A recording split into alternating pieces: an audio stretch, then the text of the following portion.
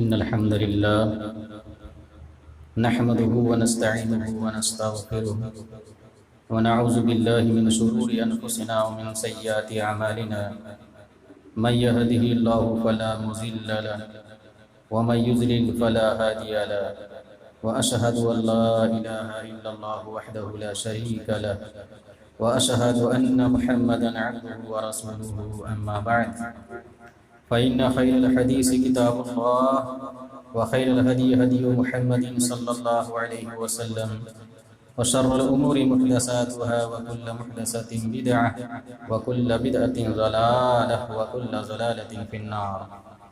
أعوذ بالله من الشيطان الرجيم. بسم الله الرحمن الرحيم. يا أيها الذين آمنوا اتقوا الله حق تقاته ولا تموتن إلا وأنتم مسلمون.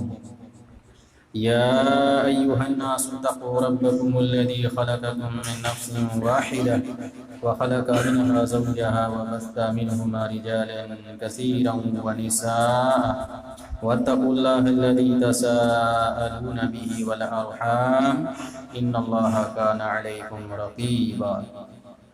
يا أيها الذين آمنوا اتقوا الله وقولوا قولا سديدا يصلح لكم أعمالكم ويغفر لكم ذنوبكم ومن يطع الله ورسوله فقد فاز فوزا عظيما. بسم الله الرحمن الرحيم. لا تحاسدوا ولا تباغضوا ولا تجسسوا ولا تحسسوا ولا تناجسوا كونوا عباد الله إخوانا. رب اشرح لي صدري ويسر لي امري واحلل عقدة من لساني يفقهوا قولي. رب زدني علما رب زدني علما رب زدنی علما.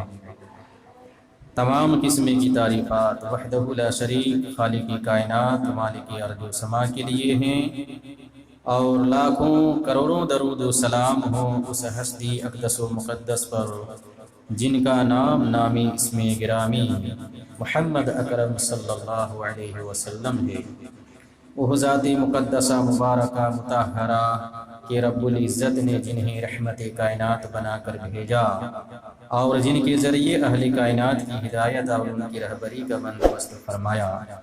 محمد الرسول اللہ صلی اللہ علیہ وسلم اس دنیا میں اللہ کے آخری نبی آخری رسول کر بنا کر مبعوث کیے گئے، جنہوں نے دنیائے انسانیت کے سامنے ایک مکمل نظام زندگی اور ایک مکمل نظام حیات پیش کیا ہے. قرآن کریم نے اسے اسلام سے تعبیر کیا ہے، ان الدین عند اللہ الاسلام، کہ اللہ تعالیٰ کے نزدیک دین صرف اسلام ہے، اور اسلام کے علاوہ جو بھی دین اور مذہب اس دنیا میں پایا جاتا ہے اللہ رب العالمین کی نظر میں اسے کوئی حیثیت اور درجہ حاصل نہیں. محمد الرسول اللہ صلی اللہ علیہ وسلم کی نبی بننے کے بعد اب تمام انسانوں کے لیے ضروری ہے کہ ان کی لائی ہوئی شریعت کے مطابق زندگی گزارے، ان کے بتائی ہوئے طریقے کے مطابق اپنے آپ کو چلائے، اور زندگی کے ہر موڑ میں نبی پاک صلی اللہ علیہ وسلم کو اپنا آئیڈیل نمونہ تسلیم کرے. جو شخص ایسا کرے گا ان کے لیے کامیابی ہے دنیا میں بھی اور آخرت میں بھی، اور جو شخص اس سے ہٹ کر زندگی گزارے گا ان کے لیے ناکامی ہے، نامرادی ہے، ہلاکت و بربادی ہے دنیا میں بھی اور آخرت میں بھی. حدیث شریف سے ایک حدیث پڑھی گئی ہے، انشاءاللہ وہ تعالی ہوگی. پچھلے کئی خطبوں سے حسد کے تعلق سے گفتگو چلی آ رہی ہے کہ حسد کس کو کہتے ہیں، حسد کے اسباب کیا ہیں، لوگ ایک دوسرے سے حسد کیوں کرتے ہیں، ان کے تعلق سے گفتگو ہوئی. انشاءاللہ تعالی آج کے خطبے میں حسد کے نقصانات کیا ہیں، ان کا انجام کیا ہوتا ہے، گفتگو کرنے کی کوشش کی جائے گی انشاءاللہ تعالی. تو آئیے سب سے پہلے قرآن کریم کی احادیث رسول سے جو حدیث میں نے پڑھی ہے اس کا ترجمہ آپ سنیں.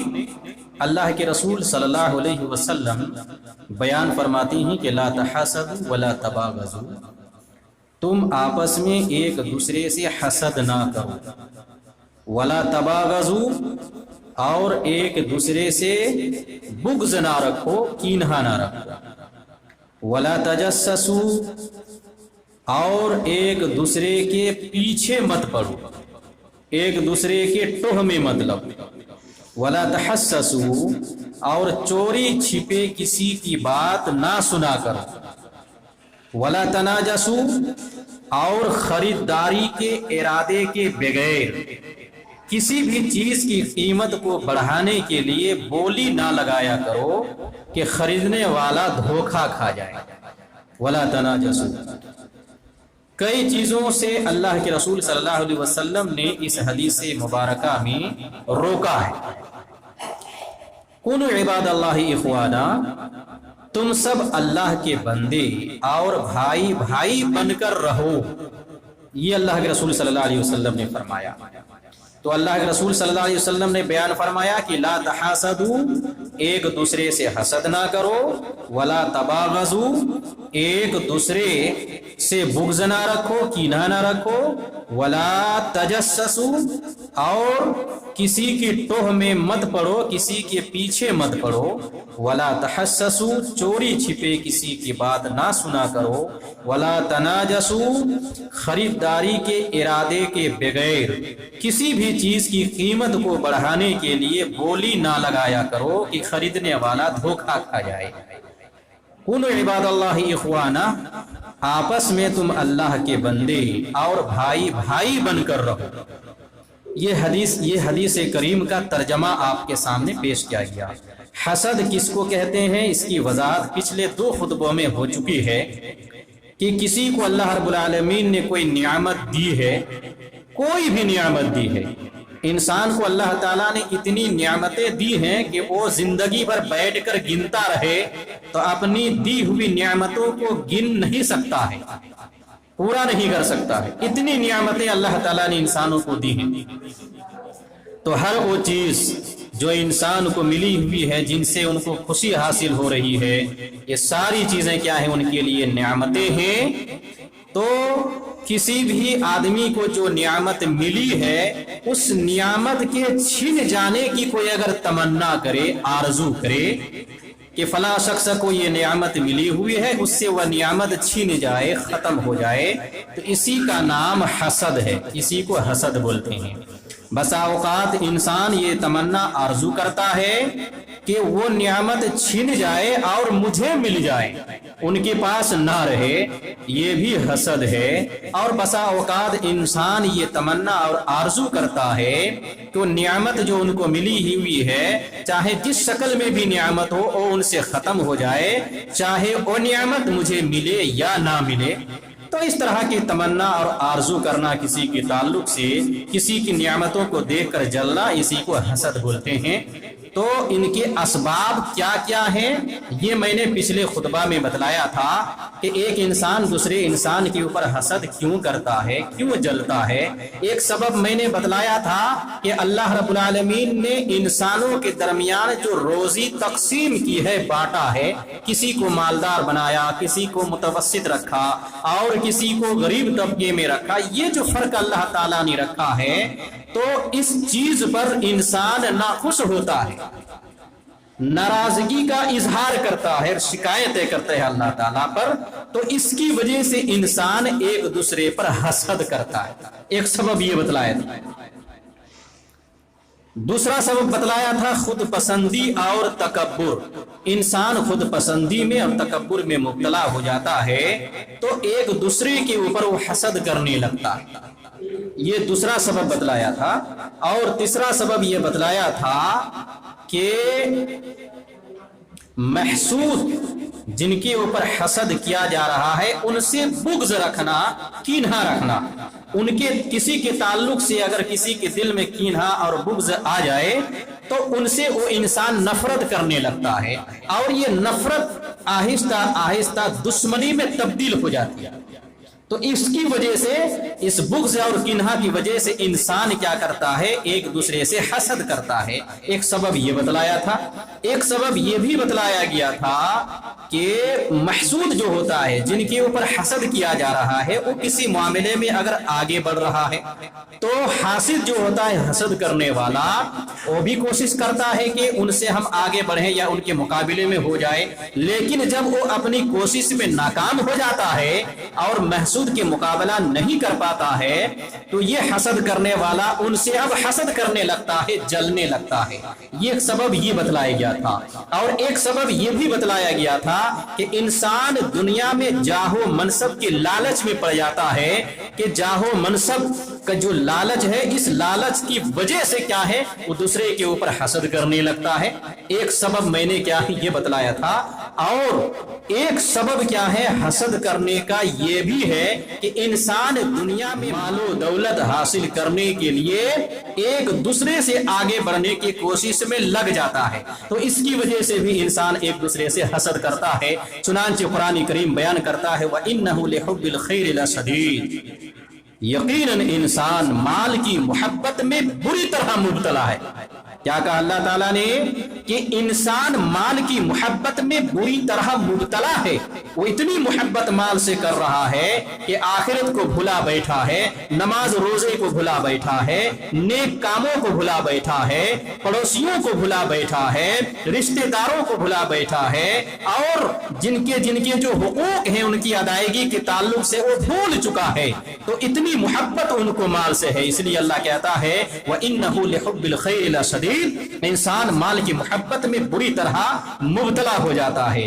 جب بری طرح انسان جب مبتلا ہو جاتا ہے، اللہ کے رسول صلی اللہ علیہ وسلم ایک حدیث میں بیان فرماتے ہیں کہ انسان کتنا بڑا لالچی ہوتا ہے، کتنا حریص ہوتا ہے، کس قدر ان کو دنیا کے مال و متاع سے محبت ہوتی ہے، دولت سے محبت ہوتی ہے۔ بخاری مسلم کی حدیث ہے، غور سے سنیے، اللہ کے رسول صلی اللہ علیہ وسلم بیان فرماتے ہیں کہ بنی آدم یعنی آدم کی جو اولادیں ہیں، جو انسان ہے، ان کو مال و دولت سے بھری ہوئی دو وادیاں اگر مل جائیں، وادی اصل میں کہتے ہیں جو پہاڑ ہوتا ہے، پہاڑ ادھر پہاڑ ہے ادھر پہاڑ ہے، بیچ میں جو خالی جگہ ہوتے ہیں ان کو وادی کہا جاتا ہے۔ اللہ کے رسول صلی اللہ علیہ وسلم کہتے ہیں کہ انسان کو اگر مال و دولت سے بھری ہوئی دو وادیاں مل جائے، اتنا مال مل جائے، اتنی دولت ان کو مل جائے کہ دو وادیاں کیا ہیں مال و دولت سے بھری ہوئی ہیں، ان کا انسان مالک بن جائے، مالک بنا دیا جائے، تو انسان اتنا لالچی ہوتا ہے کہ تیسری وادی کی کیا ہے، تیسری وادی کی تلاش میں رہتا ہے۔ دو وادی سے ان کا پیٹ نہیں بھرا، تیسرے کی جستجو میں لگ گیا، تیسرے کی تلاش میں لگ گیا کہ تیسری وادی بھی ملنی چاہیے ان کو۔ یہ اللہ کے رسول کی حدیث ہے۔ یہاں تک کہ انسان کا پیٹ نہیں بھرتا، یہاں تک کہ انسان مر جاتا ہے اور قبر کی مٹی ہی ان کا پیٹ بھر سکتی ہے، کوئی دوسری چیز نہیں۔ یہ اللہ کے رسول کی حدیث۔ کیا معلوم ہوا کہ دنیا میں انسان کو جتنی بھی دولت مل جائے، جتنا بھی مال و متاع مل جائے، اس کی وجہ سے انسان کا پیٹ نہیں بھرتا، ان کا لالچ، ان کا حرص ختم نہیں ہوتا، وہ اور چاہتا ہے کہ مجھے اور مال ملے، اور مال ملے، اور مال ملے، پوری دنیا کی حکومت ان کو مل جائے، لیکن ان کو صبر نہیں ہوتا ہے۔ دنیا پر حکومت کرنے کے بعد ان کی نظریں آسمان پر گڑتی ہیں کہ آسمان پر بھی ہماری حکومت ہو جائے، چاند اور ستارے اور سورج یہ سب ہمارے کنٹرول میں ہو جائیں، یہاں تک ان کی کیا ہے چاہت بڑھتی ہے۔ تو ان کا پیٹ بھرے گا ہی نہیں، قبر کی مٹی ہی ان کا پیٹ بھر سکتی ہے۔ مر گیا انسان، اب دنیا کا لالچ اور حرص یہ سب کچھ ختم، اب وہاں عذاب میں گرفتار ہے، اب وہ دنیا نہیں کرے گا، تو قبر کی مٹی ہی ان کا پیٹ بھر سکتی ہے۔ یہ اللہ کے رسول صلی اللہ علیہ وسلم نے بیان فرمایا۔ معلوم یہ ہوا کہ انسان دنیا سے اور دنیا کی مال و متاع سے بے حد محبت کرتا ہے، اتنی محبت کرتا ہے، اتنی محبت کرتا ہے کہ اس کی وجہ سے آخرت کو بھلا بیٹھا۔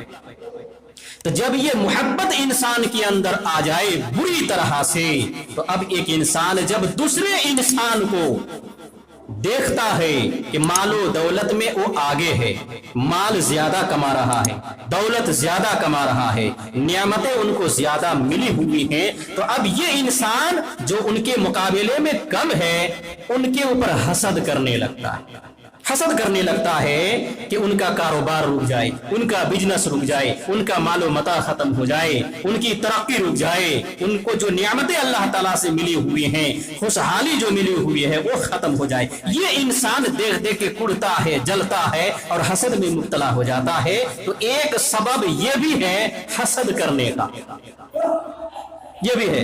چنانچہ اللہ کے رسول صلی اللہ علیہ وسلم بیان فرماتے ہیں اللہ کے رسول صلی اللہ علیہ وسلم، اللہ کی قسم مجھے تم لوگوں سے کا خوف نہیں ہے، مگر اس بات کا خوف سب سے زیادہ ہے کہ اللہ تعالیٰ تمہارے اوپر تمہارے لیے دنیا کو کھول دے، یعنی تمہیں مال و دولت کا انبار مل جائے، اور جس طرح سے تم سے پہلے کے لوگوں کے اوپر دنیا کھول دی گئی اس طرح سے تمہارے اوپر بھی دنیا کھول دے، اور تم مال و دولت میں ایک دوسرے سے آگے بڑھنے کی کوشش میں لگ جاؤ، جس طرح کی پچھلی امتیں مال و دولت میں ایک دوسرے آگے بڑھنے میں لگ گئی، اور پھر اس کی وجہ سے تم ہلاک و برباد کر دیے جاؤ، جس طرح سے تم سے پہلے لوگ اس بیماری میں مبتلا ہوئے اور انہیں ہلاک و برباد کر دیا گیا۔ یہ اللہ کے رسول صلی اللہ علیہ وسلم بیان فرماتے ہیں۔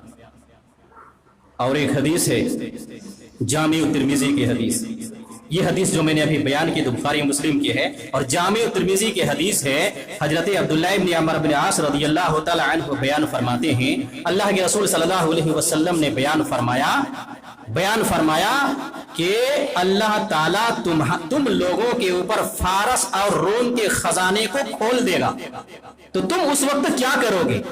روم اور فارس کا خزانہ مطلب یہ ہے کہ وہ سب علاقے، وہ سب ملک فتح ہو جائیں گے اور مسلمانوں کے کنٹرول میں ہو جائیں گے، ان پر تمہاری حکومت ہوگی، تو مال و دولت کا انبار ہوگا، تم کیا کرو گے اس وقت؟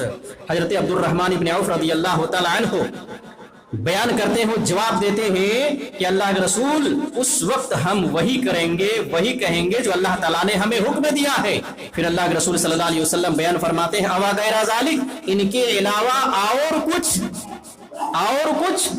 تو اللہ کے رسول صلی اللہ علیہ وسلم اس کی بات بیان کرتے ہیں کہ جب ایسا ہوگا کہ تمہارے اوپر مال و دولت کے انبار کر دیے جائیں، ملک فتح کر دیے جائیں، فارس اور روم کے خزانے کیا ہیں تمہارے قدموں میں آ جائیں، تو تتنافسون وتتحاسدون وتتابرون وتتباغضون او نحو ذلك۔ یہ اللہ کے رسول صلی اللہ علیہ وسلم نے بیان فرمایا تو تم مال کے حصول میں، یعنی ان خزانوں کے حصول میں ایک دوسرے سے آگے بڑھنے کی کوشش کرنے لگو گے۔ تمہارے اوپر خزانے کھول دیے گئے، روم اور فارس کے مال و دولت کا انبار تم کو نظر آئے گا۔ تتنافسون، اب تم ایک دوسرے سے آگے بڑھنے کی کوشش کرو گے اس مال کو حاصل کرنے کے لیے۔ ثم تتدابرون، پھر تم ایک دوسرے سے تعلقات کو قطع کر لو گے، کاٹ لو گے، ایک دوسرے سے جو تعلقات ہوتے ہیں مضبوط ان میں درار آ جائے گا اور یہ تعلقات ختم کر لو گے تم۔ ثم تتدابرون فرمایا، ثم تتحاسدون، ایک دوسرے سے حسد کرنے لگو گے، اور پھر فرمایا ثم تتباغضون، پھر تم ایک دوسرے سے بغض رکھنے لگو گے، کینہ رکھنے لگو گے، او نحو ذالک، یا اس طرح کے اور بہت ساری بیماریوں میں تم مبتلا ہو جاؤ گے جب تمہیں فارس اور روم کے خزانے مل جائیں گے۔ یہ اللہ کے رسول صلی اللہ علیہ وسلم نے بیان فرمایا۔ اہل علم بیان فرماتے ہیں کہ تنافس جو اللہ کے رسول صلی اللہ علیہ وسلم نے یہاں پر استعمال کیا ہے کہ اس خزانے کے حصول کے لیے تم ایک دوسرے سے جو آگے بڑھنے کی کوشش میں لگ جاؤ گے، اس سے مراد یہ ہے کہ روم اور فارس کے جو خزانے تمہارے لیے کھول دیے جائیں گے تو تم میں سے ہر آدمی یہ چاہے گا کہ اس خزانے تک پہلے میں پہنچوں اور میرا قبضہ ہو جائے۔ تم میں سے ہر آدمی یہ چاہنے لگے گا کہ اس خزانے تک میں پہنچوں اور سب سے پہلے میرا قبضہ ہو جائے، دوسری کا قبضہ نہ ہو۔ یہ تمہارے اندر اس وقت آ جائے گا، اور اسی چیز کی طرف اللہ کے رسول صلی اللہ علیہ وسلم نے کیا ہے اشارہ کیا ہے، اور اس حدیث میں یہی بتلایا گیا ہے، اور یہ حسد کا پہلا درجہ ہے۔ اہل علم بیان فرماتے ہیں کہ جب یہ کیفیت پیدا ہو جائے گی کہ اس خزانے کے حصول کے لیے تمہارے اندر اور تم میں سے ہر انسان کے اندر یہ خواہش پیدا ہو جائے کہ سب سے پہلے مجھے وہ خزانہ ملے، میرا وہاں تک پہنچ ہو، میری رسائی ہو، ये होने लगेगा तो तुम दूसरे को पछाड़ना शुरू करोगे, दूसरे से ताल्लुकात को काटना शुरू करोगे, दूसरे से हसद करना शुरू कर दोगे, दूसरे से बुग़्ज़ रखना शुरू कर दोगे। और ये हसद का पहला ज़िना होगा। तुम्हारा ये फेल कि मेरा ही कब्जा उस पर पहले हो, यही सोच और यही फिक्र हसद का पहला दर्जा होगा, पहली सीढ़ी होगी। और यहीं से हसद की बुनियाद पड़ती है और यहीं से हसद की शुरुआत होती है। समझ में आ गया होगा हसद किसको कहते हैं। आज के दौर में इंसान लालची होता है कि कब्जा उनका होना चाहिए और दूसरों को जो अल्लाह रब्बुल आलमीन ने नियामतें दी है उनसे छीन जाए, वो कंगाल हो जाए, बर्बाद हो जाए, तकलीफ में मुब्तला हो जाए, परेशानियों में घिर जाए। ये इंसान चाहता है अपने दूसरे भाई के ताल्लुक से, इसी को हसद बोलते हैं। ये समझ में आ चुका आपको। तो ये हसद के असबाब में से मैंने बतलाया छठा सबब, मालो दौलत के हुसूल के लिए एक दूसरे से आगे बढ़ने की कोशिश करना। ये सब असबाब है। अब आइए आपको मैं बतलाऊं कि हसद करने वालों का अंजाम क्या होता है, उनके नुकसानात क्या होते हैं। मुख्तसरन मैं आपको बतलाऊं। पहला नुकसान उनका होता है कि हसद की वजह से अल्लाह रब्बुल आलमीन नाराज होता है। हासिद से एक इंसान जब हसद करता है दूसरे ऊपर तो अल्लाह नाराज होता है। क्यों नाराज होता है? ये इंसान जो हसद कर रहा है क्यों हसद कर रहा है? ये सब असबाब मैंने बतलाया कि अल्लाह रब्बुल आलमीन की तक़सीम रोजी पर ये राज़ी नहीं है। अल्लाह पर सवाल खड़ा कर दिया, इसने अल्लाह पर क्या इन्होंने एतराज खड़ा कर दिया, इसकी वजह से अल्लाह नाराज होता है। ये पहला नुकसान। और जब अल्लाह नाराज हो जाए तो ना तो दुनिया में तुम्हें कामयाबी मिलेगी ना आखिरत में कामयाबी मिलेगी। मुख्तसर मैंने बतलाया हासिद के दिल में हसद की वजह से हसरत पैदा होती है, पशेमानी पैदा होती है। जब इंसान हसद में मुब्तला होता है, परेशानी में मुब्तला हो जाता है, डिप्रेशन में मुब्तला हो जाता है, कदूरतें उनकी ज़हन दिमाग में घूमने लगती है, अपने आप में परेशान होता है, ना उनको दिन में सुकून मिलता है, ना रात में सुकून मिलता है, ना चैन मिलता है।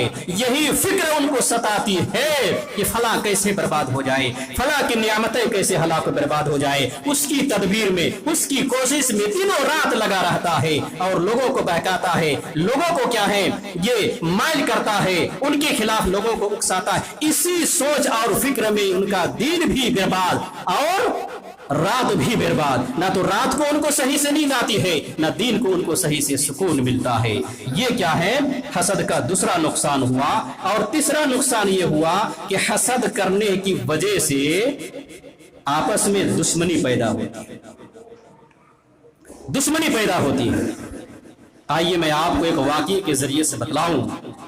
सूरह यूसुफ कुरान करीम ने बयान फरमाया हजरत यूसुफ अलैहिस्सलातु वस्सलाम के भाइयों के ताल्लुक से कि यूसुफ अलैहिस्सलातु वस्सलाम और उनके 10 भाई अलग माँ से, यूसुफ अलैहिस्सलातु वस्सलाम ये अलग माँ से हैं, बाप एक है याकूब अलैहिस्सलाम, ये छोटे हैं यूसुफ। याकूब अलैहिस्सलातु वस्सलाम अपने छोटे बेटे यूसुफ से बड़ी मोहब्बत करते हैं। ये फितरी चीज है, मोहब्बत इंसान के कंट्रोल में नहीं है। हर माँ बाप अपने छोटे और एकलौते बेटे और बेटी से मोहब्बत ज्यादा करता है बनिस्बत बड़ों से। ये फितरी चीज है, कोई बुरी चीज नहीं है। फितरी तौर पर याकूब अलैहिस्सलातु वस्सलाम अपने छोटे बेटे यूसुफ से ज्यादा मोहब्बत करते थे। उनके जो बड़े भाई जो दूसरी माँ से 10 हैं, उन लोगों ने जब ये देखा कि हमारे बाप यूसुफ याकूब अलैहिस्सलातु वस्सलाम की तवज्जो और मोहब्बत यूसुफ से ज्यादा हो रही है और हम लोगों की तरफ तवज्जो नहीं देते या उतनी मोहब्बत हम लोगों से नहीं करते, जबकि हम एक ताकतवर जमात, 10 ने मिल के कहा एक हम ताकतवर जमात हैं। अपने आप को उन्होंने ताकतवर समझा। कुरान ने उस्मा का लफ्ज इस्तेमाल किया है कि हम लोग ताकतवर हैं, 10 हैं। फिर भी याकूब अलैहिस्सलाम हमारे बाप हमारी तरफ तवज्जो नहीं देते, हमसे मोहब्बत नहीं करते उतनी जितनी मोहब्बत याकूब ये यूसुफ से कर रहे हैं। इसका नतीजा ये हुआ कि यूसुफ अलैहिस्सलातु वस्सलाम से ये बकिया 10 भाई हसद करने लगे, जलने लगे। क्या यूसुफ के ताल्लुक से अब वो लोग तदबीरें करने लगे, साजिशें करने लगे कि यूसुफ अलैहिस्सलातु वस्सलाम को किस तरह से खत्म किया जाए। قتل کیا جائے، ختم کیا جائے، برباد کیا جائے، نقصان میں مبتلا کیا، یہ سازشیں کرنے لگے. اور ایک لمبا واقعہ ہے، لمبی تاریخ ہے قرآن نے جو بیان کیا ہے. اور اسی کیا ہے حسد کی وجہ سے دشمنی پیدا کر لی ان سے. اور ایک دن کیا ہے یعقوب علیہ الصلوۃ والسلام کو پہلا پھسلا کر لے گئے یوسف علیہ الصلوۃ والسلام کو جنگل کی طرف، اور لے جا کر کنویں میں ڈال دیا. ایک لمبا واقعہ ہے. پھر کنویں سے کیا ہے کچھ تاجروں نے کیا ہے ان کو اٹھایا، اس کے بعد مصر کے بازار میں لے جا کر بیچ دیا. مصر کے بازار میں پھر نیلام ہوئے، وہاں کے جو وزیر تھے انہوں نے بھی خریدا وغیرہ. ایک لمبا واقعہ ہے. بعد میں چل کر وہی یوسف علیہ الصلوۃ والسلام مصر کے کیا ہے باقاعدہ طور پر پورے خزانے کے مالک بنے، وزیر خزانہ بنے. بادشاہ نے ان کو آرڈر کیا اور پورے مصر پر ان کی ایک طرح کی حکومت بنی. یہ ایک لمبا واقعہ ہے، وہ بتانا ہمیں مقصود نہیں ہے. مقصود یہاں یہ ہے کہ بھائیوں نے ان سے حسد کیا اور اس کی وجہ سے آپس میں دشمنی پیدا ہوئی. تو حسد کی وجہ سے دشمنی پیدا ہوئی، یہ نقصان ہے. اور اسی طرح سے کیا ہے حسد کی وجہ سے چوتھا نقصان جو ہوتا ہے دلوں میں نفاق پیدا ہوتا ہے. عبداللہ ابن ابی ابن سلول یہ رئیس المجرد کر کے اللہ کے نبی پہنچے، صحابہ کرام پہنچے اور ان کا خواب چکنا چور ہو گیا. چونکہ سردار ان کو بننا تھا، ان کو بنایا جانا تھا. نبی کی ہجرت کے بعد ان کا خواب چکنا چور ہو گیا. سردار اور وہاں کی کمانڈ اور لیڈرشپ کیا ہے ان کو نہیں ملی، اور نبی پاک صلی اللہ علیہ وسلم آل ان ون یہ سب ٹھہرے. تو وہ حسد میں مبتلا ہو گئے اور اپنی جماعت کو لے کر کیا ہے مبتلا ہو گیا. نفاق پیدا ہو گیا. جنگ بدر کے موقع پر ظاہری طور پر مسلمانوں کی طاقت اور سطوت اور قدرت اور بڑھتی طاقت کو دیکھ کر کیا ہے یہ آدمی مسلمان تو ہوا، ان کے گروہ کے لوگ مسلمان تو ہوئے، لیکن دل سے مسلمان نہیں ہوئے تھے. ظاہری طور پر یہ مسلمان ہوئے تھے، دل میں کیا ہے کفر کو چھپائے رکھے تھے. اسی کو نفاق بولتے ہیں. حسد کی وجہ سے ان کے دلوں میں کیا ہے نفاق پیدا ہوا اور یہ مسلمانوں اور اسلام کے خلاف در پردہ دشمنی کرتے رہے. کافر اور یہودیوں سے مل کر اسلام کے خلاف سازشیں کرتے رہے. یہ عبداللہ ابن ابی ابن سلول ہیں، ان کی جماعت کے لوگ ہیں. کہنا یہ ہے کہ حسد کی وجہ سے دلوں میں نفاق پیدا ہوتا ہے. یہ چوتھا نقصان ہے. اور پانچواں نقصان یہ ہے کہ حسد کرنے کی وجہ سے لوگ بڑے بڑے گناہوں میں مبتلا ہو جاتے ہیں، بڑے بڑے گناہوں میں مبتلا ہو جاتے ہیں. اور بڑے بڑے گناہوں میں سے جیسے حسد کرنے کی وجہ سے حاسد اپنے محسود کو قتل کرنے سے بھی گریز نہیں کرتا، ان کو قتل بھی کر دیتا ہے. آئیے قرآن کریم سے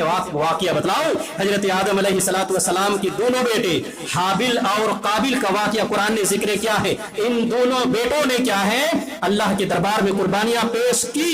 کیوں قربانی پیش کی؟ مختصر میں آپ کو بتلاؤ. قربانی اس لیے پیش کی کہ اس وقت کا یہ قانون تھا اللہ رب العالمین کی طرف سے کہ آدم علیہ الصلوۃ والسلام اور حوا علیہ الصلوۃ والسلام سے جو پیدا ہوتے تھے بچے، ایک حمل سے دو بچے پیدا ہوتے تھے، ایک لڑکا ایک لڑکی. پھر دوسرے حمل سے ایک لڑکا ایک لڑکی. شادی بیاہ کا جو رواج تھا پہلے حمل سے جو بچہ بچی پیدا ہوئے ہیں وہ دوسرے حمل سے جو پیدا ان کے ساتھ ان کا نکاح ہوگا. لیکن معاملہ یہ تھا ایک مرتبہ کہ جب حابل اور قابل کا معاملہ ہوا تو قابل یہ حابل کے ساتھ جو بہن پیدا ہوئی تھی خوبصورت تھی، اور کیا ہے یہ قابل کے ساتھ جو بہن پیدا ہوئی تھی وہ خوبصورت تھی. اپنی جو بہن ایک ساتھ پیدا ہوئے وہ خوبصورت ہے، اور حابل کی جو بہن ان کے ساتھ پیدا ہوئی ہے وہ تھوڑی سی بدصورت ہے. قانونی طور پر کیا ہے قابل کو حابل کے بہن سے نکاح کرنا تھا جو کہ بدصورت ہے، لیکن یہ نہیں چاہتے. یہ چاہ رہے تھے کہ اپنی بہن جو خوبصورت ہے ان سے میں نکاح کروں.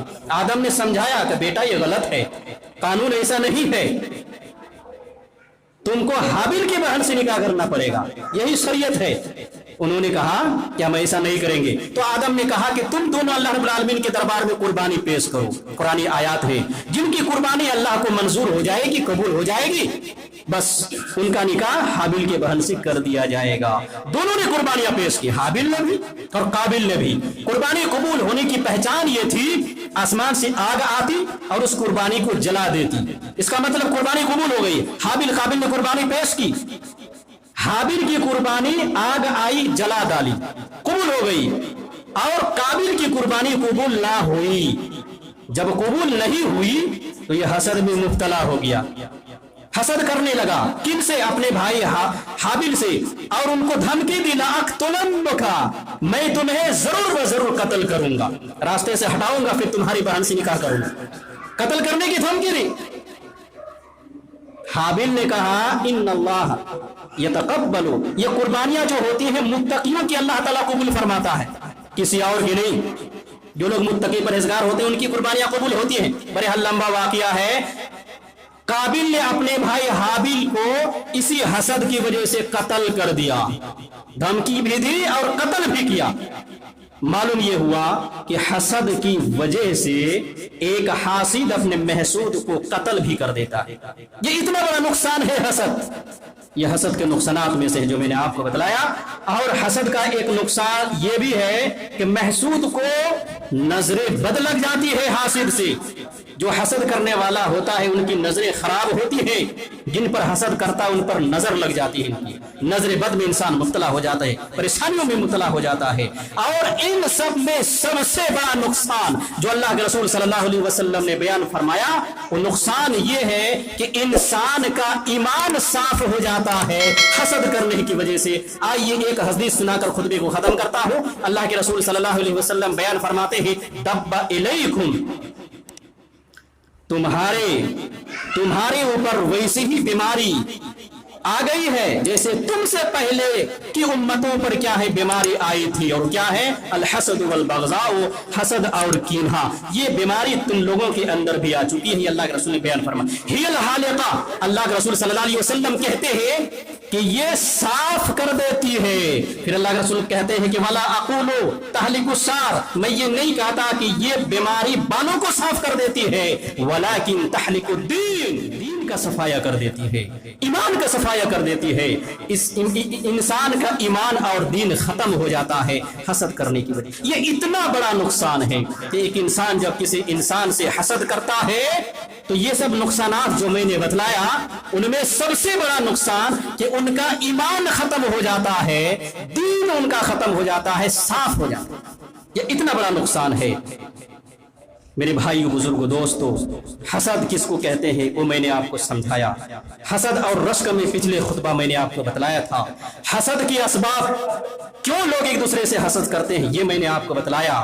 और हसद करने वालों का अंजाम क्या है, उनके नुकसानात क्या है, ये मैंने आज के खुतबे में आपके सामने क्या है वजाहत की। अल्लाह रब्बुल आलमीन से दुआ है कि अल्लाह ताला हम तमाम मुसलमानों को सही मानों में हसद जैसी क्या है बीमारी और वबा से महफूज रहने की तौफीक इनायत फरमा। अल्लाह हम में से जो लोग भी इस बीमारी में मुब्तला हैं, अल्लाह रब्बुल आलमीन तो इस बीमारी से नजात दे और दिलो दिमाग को साफ कर दे। अल्लाह रब्बुल आलमीन हम सब गुनाहगार हैं तो हम सब के गुनाहों को बख्श दे, माफ कर दे। जहां कहीं भी मुसलमान परेशान हाल है, अल्लाह रब्बुल आलमीन तो उनकी परेशानी को दूर अता फरमा। जो लोग ईमान के हालात में दुनिया से जा चुके हैं, अल्लाह रब्बुल आलमीन तो उनकी मग़फ़िरत अता फरमा। अल्लाह हम सब गुनाहगार हैं तो हम सब की गुनाहों को बख्श दे, माफ कर दे। रब्बना ज़लमना अनफुसना व इन लम तग़फिर लना व तरहमना लनकुनन्ना मिनल ख़ासिरीन। रब्बना आतिना फ़िद दुनिया हसनतन व फ़िल आखिरति हसनतन व क़िना अज़ाबन नार। व आखिर दअवाना अनिल हम्दुलिल्लाहि रब्बिल आलमीन।